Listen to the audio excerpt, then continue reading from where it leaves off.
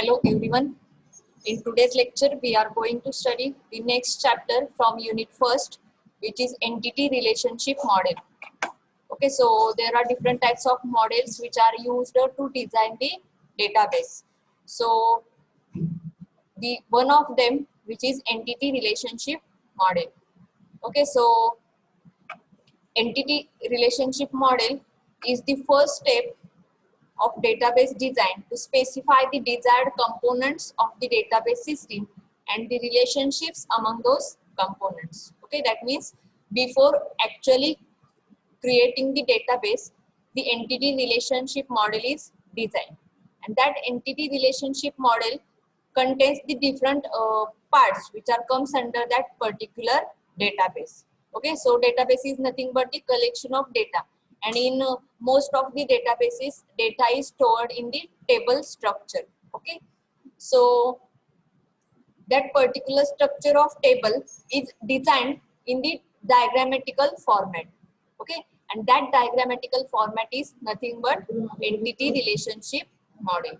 Okay, so याच्यामध्ये table type मध्ये आपण डेटा जनरेट करतो किंवा डेटाबेस मध्ये डेटा स्टोअर करत असतो, तर त्याच्यामध्ये जो काही ऍक्च्युअल टेबल असणार आहे, तर त्या टेबलचं जे काही डायग्रामॅटिकली रिप्रेझेंटेशन आहे, तर ते डायग्रामॅटिकली रिप्रेझेंटेशन म्हणजेच काय, तर एंटिटी रिलेशनशिप मॉडेल.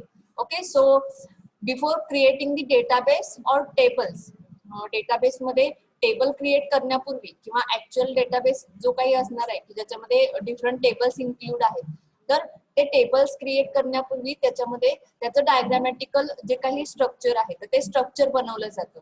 आणि त्यामुळे काय होतं, जर तुमच्याकडे त्याचं पर्टिक्युलरली स्ट्रक्चर रेडी असेल तर तुम्हाला इझिली डेटाबेस मध्ये टेबल काय होऊ शकतो, जनरेट करता येऊ शकतो. ओके, म्हणजे डिरेक्टली डेटाबेस क्रिएट न करता किंवा टेबल क्रिएट न करता तर त्याचं अगोदर त्याच्यामध्ये स्ट्रक्चर क्रिएट असेल, तर ते स्ट्रक्चर यूज करून तुम्ही इझिली तो डेटा किंवा डेटाबेस किंवा टेबल काय करू शकता, जनरेट करू शकता. मी लास्ट लेक्चरला सांगितलं होतं की त्याच्यामध्ये डिफरंट डेटा मॉडेल्स यूज होतात आणि त्याच्यामध्ये त्या पर्टिक्युलर फॉर्मॅटमध्ये डेटा काय होत असतो, स्टोअर होत असतो. आणि त्याच्यामधलाच हा एक पार्ट आहे की entity relationship model. Okay, so for example, suppose I want to store the information related to the student. Okay, so related to that, the information related to the student that are stored in the student table.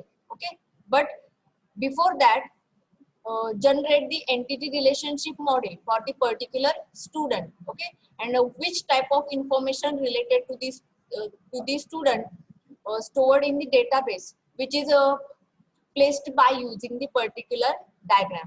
Okay, तर आता याच्यामध्ये मी in detail तुम्हाला एकदम basic मध्ये जाऊन सांगते की याच्यामध्ये ER डायग्राम कशी जनरेट होते किंवा ER मॉडेल कसं जनरेट होतं. Okay, so first of all see ER diagrams having components.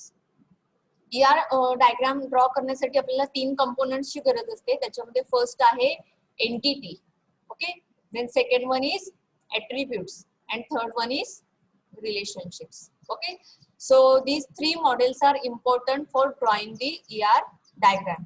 Okay, so first of all, ER diagram बघण्यापूर्वी मी तुम्हाला रिव्हर्स प्रोसेस दाखवते. म्हणजे याच्यामध्ये ऍक्च्युअल टेबल जनरेट केला जातो आणि टेबल हा ER डायग्राम वरून जनरेट केला जातो. ओके, पण अगोदर मी तुम्हाला टेबल दाखवते की याच्यामध्ये टेबल वरून तुम्हाला इझिली समजेल की ER डायग्राम कशी ड्रॉ करायची असते. Okay, so I am taking the example of student table in the college database. Okay, so in last lecture we just create this particular database in Access मध्ये आपण हा database create केला होता, ICS college DB. Okay, आणि त्या database under आपण multiple tables create केले होते. त्याच्यामध्ये कोर्सेस असेल, डिपार्टमेंट असेल, स्टाफ असेल, स्टुडंट असेल. Okay, so in student table it contains this column: roll number, student name, class, division and contact number.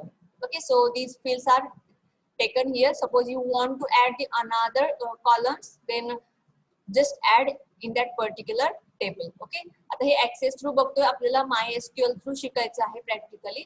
Okay, so basically इथे तुम्हाला इझिली समजेल म्हणून मी इथे घेतलेलं आहे. तर बघा याच्यामध्ये हे कॉलम्स आहेत: roll number, student name, class, division and contact number. Okay, so हा टेबल आहे actual, त्याच्यानंतर हे columns आहेत. So we just study the particular concepts which are used in ER model. So in that, first one is entity, second one is attribute, and third one is relationships. Okay, so we just move towards the first component, which is entity. आपण याच्यामध्ये आपण first component बघणार आहोत, तर तो component आहे entities. Okay, so let's move towards entities. An entity is a basic component of ER model. Okay, so the base of the ER model is entities. An entity is anything in real world with its own independent existence. Okay, so for example, in college database, student, then faculty, then subject having independent existence. That means they are taken as an entity. Okay, so entity is nothing but the name of the table which are used in the particular database. Okay, आता हे independent existence म्हणजे काय किंवा त्याच्यामध्ये physical existence म्हणजे काय, तर याच्यामध्ये हे काही नसून जे आपण डेटाबेस मध्ये टेबल जनरेट करणार आहोत किंवा जे टेबलला नाव देणार आहोत, तर ते नेम म्हणजेच काय, तर ते नेम म्हणजेच काय, तर entity. Okay, so for example, in this database we just create the particular independent existence that contains courses, department, staff, student, म्हणजे त्यांना काहीतरी ऍट्रिब्यूट्स असतील किंवा ते आपण त्या एखाद्या पर्टिक्युलर ऑब्जेक्टचे काय करू शकतो, डिफरंट प्रॉपर्टीज फाइंड आउट करू शकतो, तर त्या म्हणजेच काय, तर एंटिटीज. ओके, तर फॉर एक्झाम्पल बघा, स्टुडंट इज अन एंटिटी, म्हणजे टेबलला जे आपण नेम देतो, तर ते नेम म्हणजेच काय, तर एंटिटी असं कन्सिडर करायचं असतं. लक्षात आलं? म्हणजे त्याच्यामध्ये एंटिटी कोणत्या कोणत्या होऊ शकतात सांगा. तर याच्यामध्ये एक आहे स्टुडंट, सेकंड आहे स्टाफ, ही सेपरेट एंटिटीज असतात. Okay, department is another entity, courses is another entity. Okay, so entity is nothing but the name of the particular table. Okay, so this is the first component in ER model. Okay, entity म्हणजे टेबलचं जे नाव आपण घेणार आहोत किंवा table name असणार आहे, तर ते टेबल नेम म्हणजेच काय, तर entities. Okay, so there are two types of entities. Entities मध्ये सुद्धा दोन टाइप्स आहेत. त्याच्यामध्ये फर्स्ट आहे तो strong entity type and second one is weak entity type. Okay, so first of all आपण हे तीन कंपोनंट्स डिफरंटली बघणार आहोत, म्हणजे प्रत्येकाचं वर्किंग काय आहे हे बघणार आहोत. म्हणजे एंटिटी कोणत्या आयडेंटिफाय करायच्या, ऍट्रिब्यूट्स कोणते फाइंड आउट करायचे, रिलेशनशिप्स कसे फाइंड आउट करायचे, आणि हे कलेक्ट झाल्यानंतर आपल्याला काय करायचं आहे, तर ER डायग्राम जनरेट करायची आहे. फॉर एक्झाम्पल, इथं तुम्हाला दिसेल लास्ट मध्ये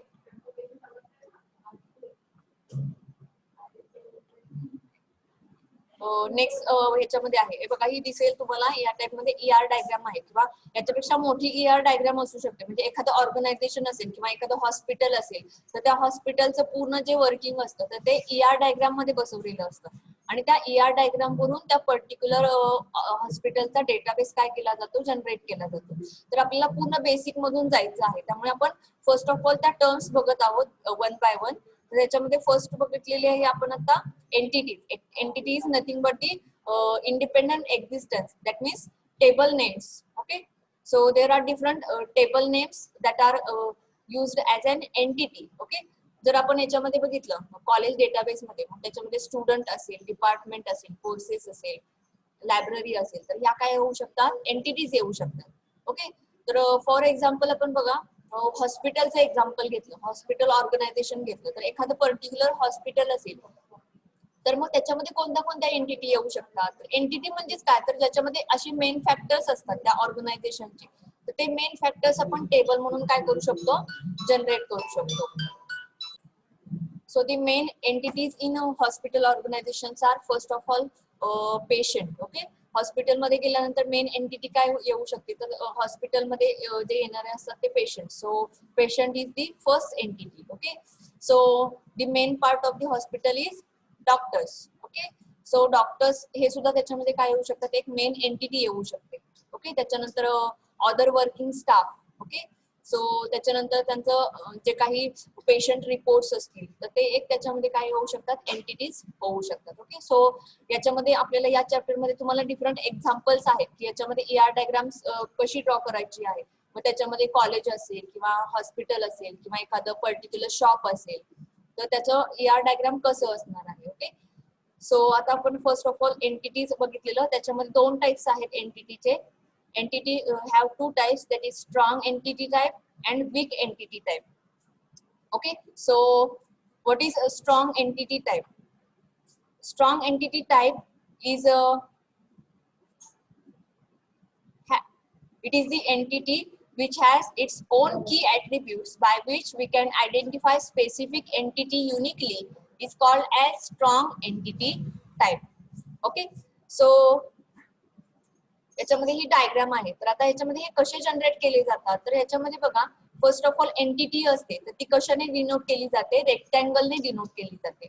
ओके, आणि त्याच्यामध्ये जे ऍट्रिब्यूट्स असतात तर ते या इलिप्सने काय केलेले असतात, जनरेट केलेले असतात. ओके, तर आता याच्यामध्ये स्ट्रॉंग एंटिटी टाइप म्हणजेच काय, तर ज्याला की ऍट्रिब्यूट्स असतात. आता की ऍट्रिब्यूट्स हा काय कन्सेप्ट आहे, तर की ऍट्रिब्यूट्स म्हणजेच काय, तर याच्यामध्ये आपल्याला डिफरंट कीज असतात. फॉर एक्झाम्पल प्रायमरी की असेल. ओके, तर आता एखाद्या कॉलमला जर आपण प्रायमरी की सेट केलेली असेल तर त्यामुळे मध्ये काय होतं, तर याच्यामध्ये आपण डुप्लिकेट व्हॅल्यूज काय करू शकत नाही, इन्सर्ट करू शकत नाही.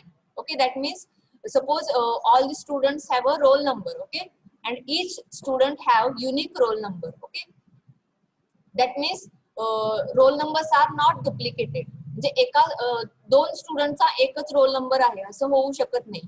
ओके, म्हणजे एका स्टुडंटला हा एकच रोल नंबर अलोकेट केलेला असतो.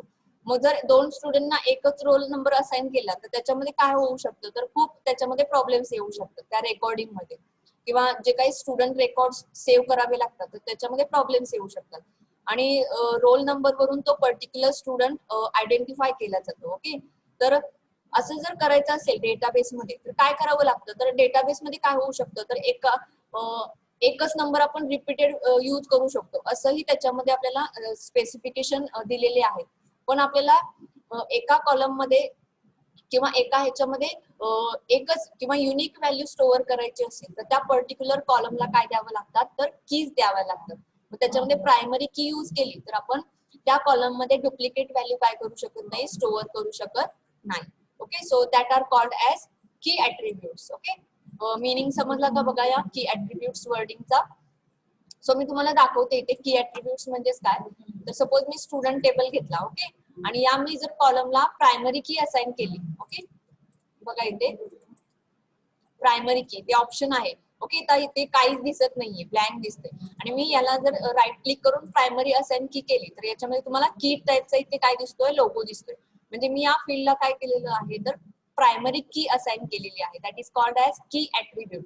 ओके, आता हे झाल्यानंतर मी काय करणार आहे, तर या टेबलमध्ये मी एक नवीन व्हॅल्यू इन्सर्ट करते. ओके, सपोज मी 4 एंटर केलेलं आहे आणि याच्यामध्ये नेम एंटर केलं. याच्यामध्ये ती व्हॅल्यू काय होत नाही, ऍक्सेप्ट केली जात नाही. ओके, कारण याच्यामध्ये मी प्रायमरी की असाइन केल्यामुळे याच्यामध्ये डुप्लिकेट व्हॅल्यू इन्सर्ट होत नाही. Okay, so this is the meaning of key attributes. So depending upon that key attribute, it contains two types of entities, which is strong entity type and weak entity type.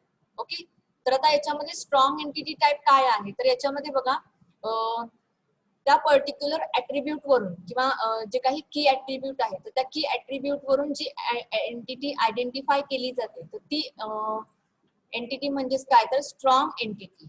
Okay, आता बघा इथे example घेतलेलं आहे employee table. Okay, so employee is an entity. मी सांगितलं entity ही रेक्टँगलने काय केली जाते, डिनोट केली जाते. So employee is an entity and it contains the attributes. Attributes means nothing but the column names. Okay, attributes म्हणजेच काय, तर जे कॉलम नेम्स असतात ते कॉलम नेम्स म्हणजेच काय, तर attributes. हा सेकंड कंपोनंट येणार आहे याच्यामध्ये. ओके, तर आता एम्प्लॉई जर टेबल कन्सिडर केला तर त्याच्यामध्ये एम्प्लॉई टेबल मध्ये काय काय असणार आहेत कॉलम्स, तर त्याच्यामध्ये असेल एम्प्लॉई आयडी. ओके, त्याच्यानंतर एम्प्लॉई नेम असू शकतं, एम्प्लॉई एज असू शकतं, salary. Okay, so these columns are comes under employee. Okay, so employee is the strong entity type. Okay, म्हणजे याच्यामध्ये आपण हा जो एम्प्लॉई आयडी आहे, तर या एम्प्लॉई आयडी ला काय केलेलं आहे आपण, तर प्रायमरी की असाइन केलेली आहे. म्हणजेच काय, तर याच्यामध्ये जो काही पर्टिक्युलर एम्प्लॉई आहे तर तो त्या पर्टिक्युलर एम्प्लॉई आयडीने काय केला जाईल, आयडेंटिफाय केला जाईल. जसं स्टुडंट हा रोल नंबरने काय केला जातो, आयडेंटिफाय केला जातो क्लासमध्ये.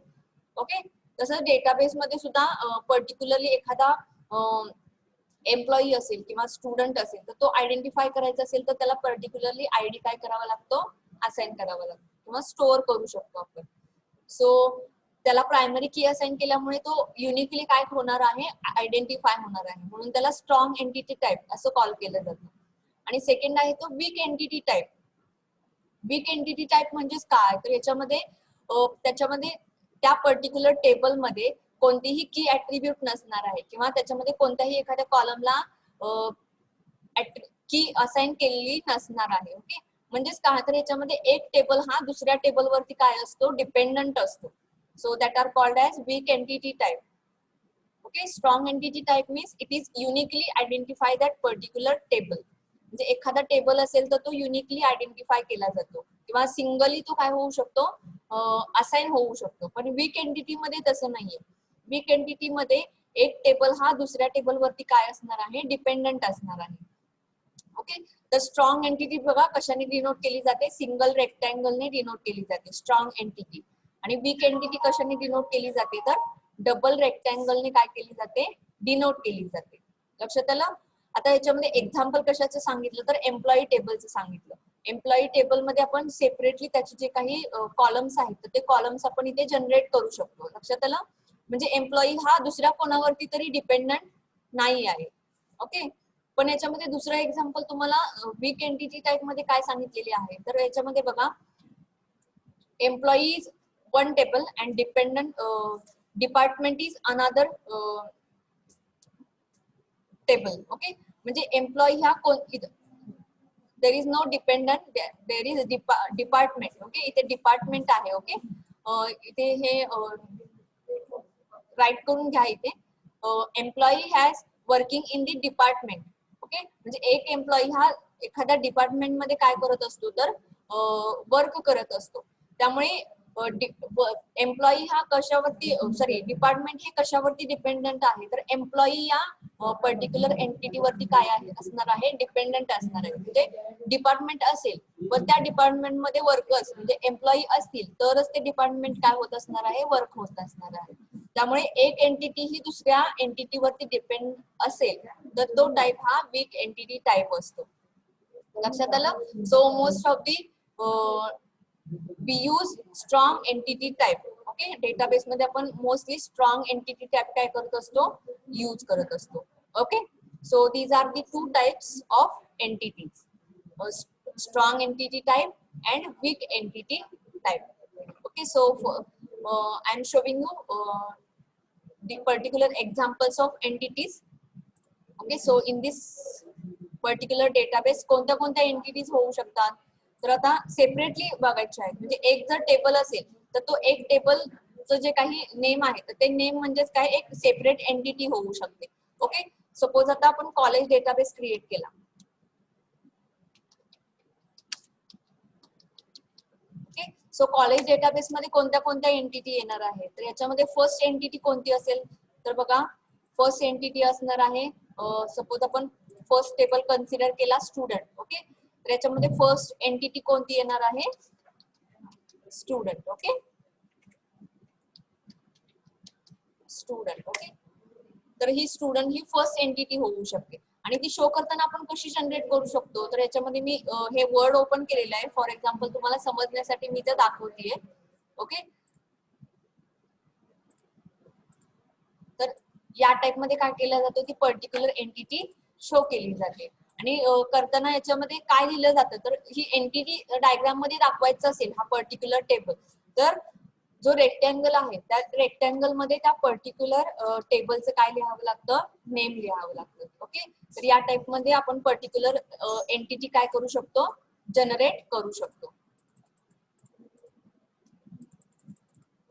लक्षात आलं. तर या टाइप मध्ये आपल्याला एंटिटीज क्रिएट करायचे आहेत. ओके, आता याच्यामध्ये तुम्हाला ऍट्रिब्यूट्स पण दिलेले आहेत, तर हे ऍट्रिब्यूट्स कसे जनरेट करायचे ते सुद्धा आपण नेक्स्ट ह्याच्यामध्ये बघणार आहोत. नेक्स्ट पॉइंट आहे ऍट्रिब्यूट्स. मग ऍट्रिब्यूट्स मध्ये सुद्धा डिफरंट टाइप्स आहेत आणि त्याच्यामध्ये त्याचे पर्टिक्युलर सिम्बॉल्स आहेत. तर ते सिम्बॉल्स यूज करून आपण काय करू शकतो, त्याचे जे काही ऍट्रिब्यूट्स आहेत तर ते ऍट्रिब्यूट्स त्याच्यामध्ये घेऊ शकतो. ऍट्रिब्यूट्स म्हणजेच काय तर column names. Okay, so college database मध्ये एक एंटिटी येऊ शकते स्टुडंट. ओके, त्याच्यानंतर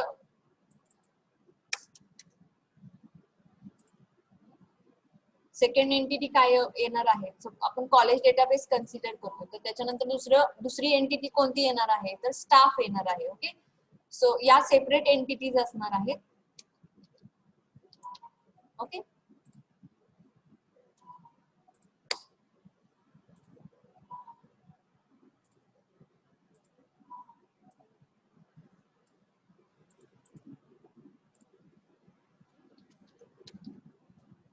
so this is the another entity. Okay, then जेवढा तुमचा डेटाबेस मोठा असेल तर तेवढ्या एंटिटीज याच्यामध्ये काय होत जाणार आहेत, इन्क्रीज होत जाणार आहेत. Okay, so next one is department. Department हा सेपरेट टेबल असणार आहे. ओके, त्यामुळे डिपार्टमेंट ही काय येणार आहे, एक सेपरेट एंटिटी येणार आहे.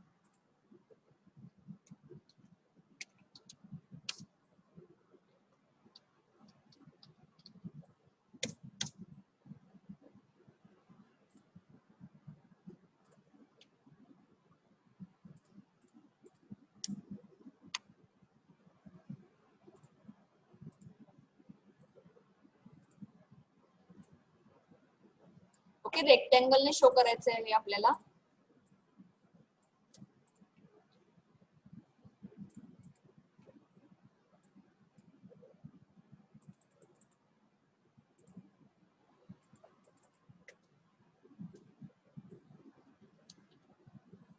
ओके, आणि याच्यामध्ये फोर्थ टेबल कोणता आहे, कोर्सेस. ओके, मी हे तुम्हाला समजण्यासाठी ऑलरेडी जो काही डेटाबेस क्रिएट केलेला होता तो डेटाबेस इथं शो करतेय. तर याच्यामध्ये फोर्थ टेबल घेतला होता आपण कोर्सेस. ओके, तर याच्यामध्ये फोर्थ एंटिटी या कॉलेज डेटाबेस मध्ये कोणती येणार आहे तर कोर्सेस. ओके, सो केअरफुली बघा हे, कारण आपल्याला ह्याच्या काही सेपरेट एंटिटीज आहेत तर त्या एंटिटीज आपल्याला काय करायच्या आहेत तर कलेक्ट करायचे आहेत, एकत्र करायचे आहेत. कारण का तर याच्यामध्ये हा जो आपल्याला पार्ट आहे रिलेशनशिप्स. ओके, सो मी सांगितलं की एंटिटी म्हणजे टेबल नेम्स, ऍट्रिब्यूट्स म्हणजे column names and relationships means काय तर याच्यामध्ये ज्या काही एंटिटीज आहेत तर त्या एंटिटीज मध्ये काय रिलेशन असणार आहे किंवा या पर्टिक्युलर वर्किंग कसं होत असतं, म्हणजे स्टुडंटचं स्टाफ सोबतचं रिलेशन काय आहे किंवा स्टाफ आणि डिपार्टमेंट मधलं रिलेशन काय आहे. Okay, that means staff is working in the particular department. Okay, the staff can teach the particular subject to the student. Okay, so that types of relations are maintained between that particular entities. या entities मध्ये त्या टाइपचे जे काही relations आहेत तर ते relations आपण हे, हा जो काही नेक्स्ट कंपोनंट आहे तर रिलेशनशिप्स, तर तो याच्यामध्ये आपल्याला जनरेट करायचा असतो. त्यामुळे तुम्हाला पर्टिक्युलरली एंटिटीज काय झाल्या पाहिजेत, आयडेंटिफाय झाल्या पाहिजेत. ओके, सो फोर्थ आपण एंटिटी कोणती कन्सिडर केली या डेटाबेस मध्ये तर कोर्सेस. ओके,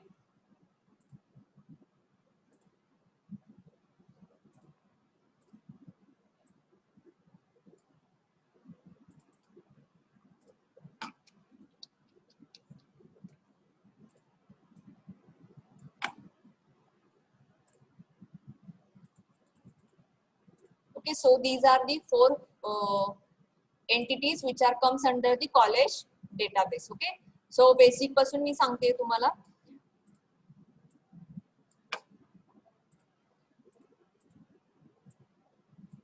ओके, या टाइप मध्ये आपल्याला एंटिटीज काय करायच्या असतात, आयडेंटिफाय करायच्या असतात. सो आपण जो बेसिक एक्झाम्पल घेतलेलं होतं त्याच्यामधलाच मी टेबल्स कन्सिडर केलेले आहेत आणि ते टेबल्स कन्सिडर करून हे एंटिटीज काय केलेल्या आहेत, आयडेंटिफाय केलेले आहेत. ओके, सो याच्यामध्ये काही प्रॉब्लेम असेल तर कोणाला सांगा. Okay, suppose we consider the example of hospital database. Okay, आपण एक ऑर्गनायझेशन कन्सिडर केलं, ते ऑर्गनायझेशन म्हणजे हॉस्पिटल असणार आहे. ओके, तर मग हॉस्पिटलचा डेटाबेस क्रिएट करायचा असेल तर आपण कोणत्या फील्डवरती डेटाबेस क्रिएट करू शकतो किंवा हॉस्पिटलमध्ये वर्किंग काय काय चालतं तर त्याच्यावरती आपल्याला त्या पर्टिक्युलर हॉस्पिटलचा काय करायचा असतो डेटाबेस जनरेट करायचा असतो. ओके, तर आपण याच्यामध्ये जर हॉस्पिटल डेटाबेस कन्सिडर केलं तर त्याच्यामध्ये कोणते कोणते टेबल्स येऊ शकतात मी तर तुम्हाला फॉर एक्झाम्पल दाखवते. फॉर एक्झाम्पल आपण हॉस्पिटल घेतलं. Okay, hospital database. Okay, so in hospital, the entities म्हणजे की जे आपण मेन पार्ट्स असणार आहेत हॉस्पिटलचे तर ते म्हणजेच काय तर त्याच्यामध्ये पर्टिक्युलर एंटिटी येणार आहेत म्हणजेच काय तर टेबल्स असणार आहेत. ओके, तर हॉस्पिटलमध्ये मेन पार्ट काय असतो तर हॉस्पिटल्समध्ये मेन असतात ते डॉक्टर्स. ओके, म्हणजे डॉक्टर्सचा जो काही रेकॉर्ड आहे तर तो आपण डॉक्टर या टेबलमध्ये काय करू शकतो जनरेट करू शकतो. डॉक्टर आल्यानंतर हॉस्पिटलमध्ये मेन दुसरा सेकंड कंपोनंट काय असणार आहे किंवा हॉस्पिटल हे कशावरती चालतं तर त्या हॉस्पिटलमध्ये येणारे काय असतात पेशंट्स. ओके, म्हणजे हॉस्पिटल डेटाबेसचा मेन सेकंड टेबल कोणता असणार आहे तर पेशंट म्हणजे एंटिटी. ओके, म्हणजे जे आपण टेबल घेतो टेबल नेम घेतो तर टेबल नेम म्हणजेच एंटिटीज असतात. ओके, हे सेंटेन्स लक्षात ठेवायचं. Then second one is patient. Okay, त्याच्यानंतर थर्ड काय असतं तर याच्यामध्ये जे काही पेशंट्स असतात तर त्या पेशंटचे जे काही मेडिकल रिपोर्ट्स असतात. ओके, तर मेडिकल रिपोर्ट सुद्धा ह्याच्यामध्ये हा इम्पॉर्टंट पार्ट असतो. म्हणजे मग मेडिकल रिपोर्ट मध्ये सुद्धा त्यांच्या डिफरंट टेस्ट असतील तर त्यांचे जे काही मेडिसिन्स असतील त्यांचे जे काही मेडिसिन शेड्यूल असेल. ओके, तर ते सगळं या पर्टिक्युलर मेडिकल रिपोर्ट मध्ये येणार आहे. ओके,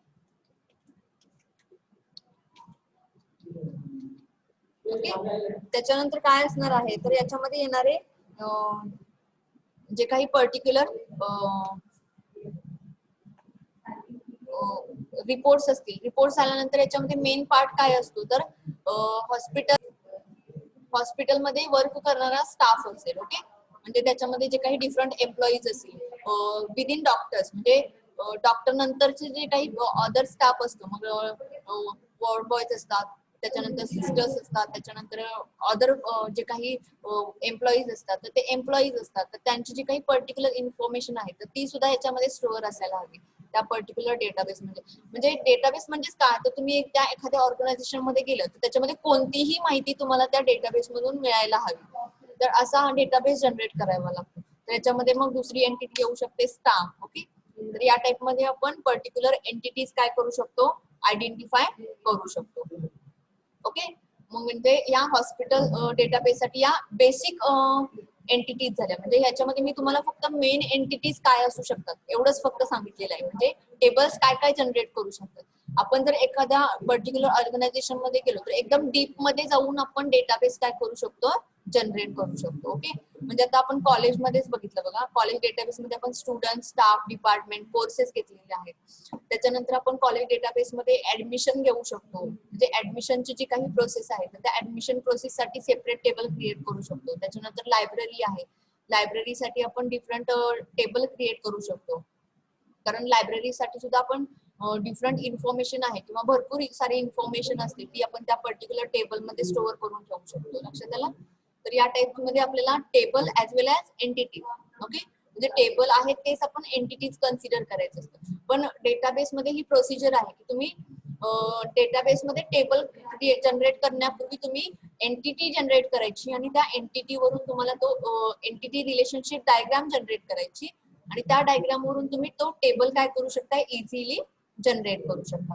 ओके, सो या लेक्चर मध्ये मी तुम्हाला सांगितलेलं आहे की याच्यामध्ये एंटिटीज कशा आयडेंटिफाय करायच्या. ओके, सो नेक्स्ट लेक्चरला आपल्याला काय बघायचं आहे की याच्यामध्ये ऍट्रिब्यूट्स कसे जनरेट करायचे. Attribute is nothing but the column names. Okay, so for example see here student is a table that means student is an entity. Then that student entity have the attributes roll number, student name, class, division and contact number. These are the attributes. म्हणजे column name असतात table मधले तर ते table name column names म्हणजेच काय तर ऍट्रिब्यूट्स आणि ते ऍट्रिब्यूट्स आपल्याला काय करावे लागतात त्या पर्टिक्युलर ER डायग्राम मध्ये जनरेट करावे लागतात आणि ते जर जनरेट करायचे असतील तर ते जनरेट करण्यासाठी तुम्हाला पर्टिक्युलर सिम्बॉल दिलेला आहे. जसं आपल्याला एंटिटी जनरेट करण्यासाठी तुम्हाला रेक्टँगल हा पर्टिक्युलर सिम्बॉल दिलेला आहे, single rectangle and double rectangle. त्या टाइप मध्ये तुम्हाला ऍट्रिब्यूट साठी सुद्धा काय दिलेलं आहे, पर्टिक्युलर सिम्बॉल्स दिलेले आहेत. मग ते ऍट्रिब्यूट्स तुमचे कोणत्या टाइपचे आहेत तर त्याच्यावरती हे ऍट्रिब्यूट्स टाइप काय आहेत डिपेंड आहेत. So it contains different types here. So this is big point. So I am explaining that particular attribute point in next lecture. Okay. So हे symbols आहेत, हे मी तुम्हाला नेक्स्ट लेक्चरला काय करते हे एक्सप्लेन करते. ओके. सो एंटिटी या पॉइंट मध्ये कोणाला काही प्रॉब्लेम असेल तर तुम्ही तो सांगू शकता. Okay. So today we just stop here. Okay. Thank you.